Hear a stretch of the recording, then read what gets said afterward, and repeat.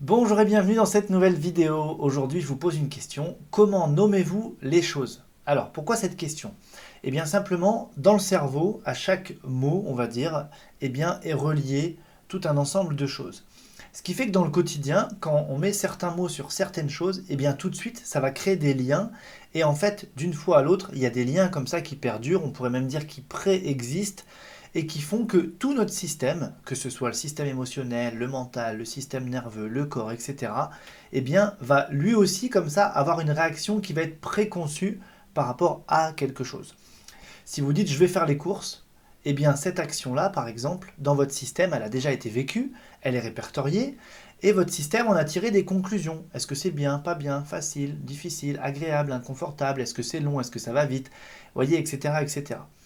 Et selon les mots que vous allez mettre sur les actions, eh bien à chaque fois vous allez les relier à ce qui s'est passé à d'autres moments avant.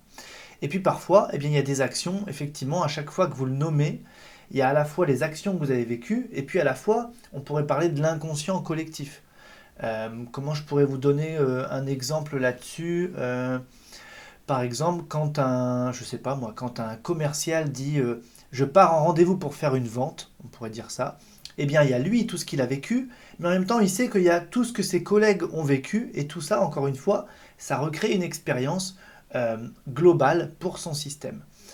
Et donc finalement, par exemple, un vendeur immobilier pourrait dire, bah allez, là j'ai 3 maisons à vendre ce mois-ci, ou il faut que je fasse 3 ventes ce mois-ci, ou bien là je vais en prospection pour faire de la vente.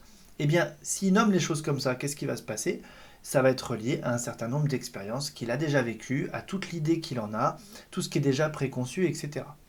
Si par contre, c'est là où vous allez comprendre où je veux en venir, on change les mots, et que par exemple je vais dire, tiens, aujourd'hui, mon but est de donner accès à la propriété à 3 personnes.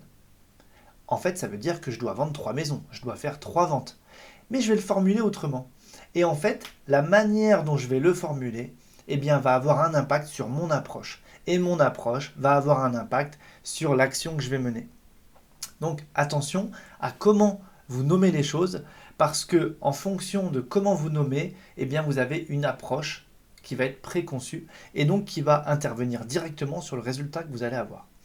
Donc moi, ce que je vous invite à faire, c'est de prendre des actions du quotidien qui ne sont pas forcément agréables, pas forcément confortables, et de renommer les choses. Et de faire ça pendant plusieurs jours volontairement, jusqu'à ce que ça devienne plutôt automatique. Et vous allez voir qu'en fait, vous allez comme ça créer une nouvelle expérience. D'accord? Donc, testez ça, que ce soit au travail ou à la maison. Prenez une action qui est parfois lourde, inconfortable, etc. Je pense par exemple, encore une fois, à quelqu'un en entreprise qui doit rappeler pour faire de la relance. Si vous dites, je fais de la relance, aujourd'hui j'ai de la relance à faire, bon, bah, dans l'inconscient collectif, on va dire commercial, tout ça, ça a une certaine valeur.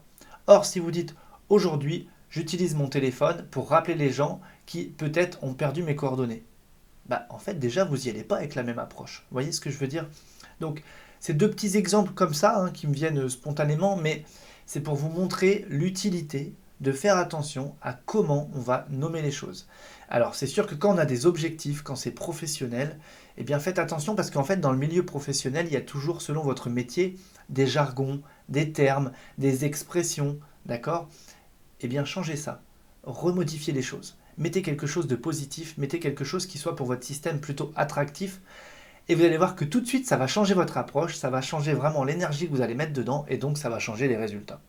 Donc vous pouvez faire pareil à la maison pour ce qui est par exemple d'étendre le linge, de faire la vaisselle, etc.